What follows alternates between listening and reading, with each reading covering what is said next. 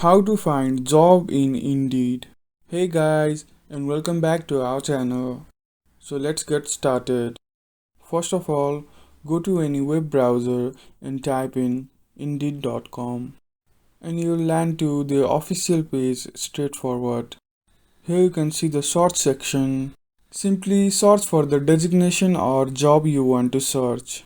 Like I am searching data analyst.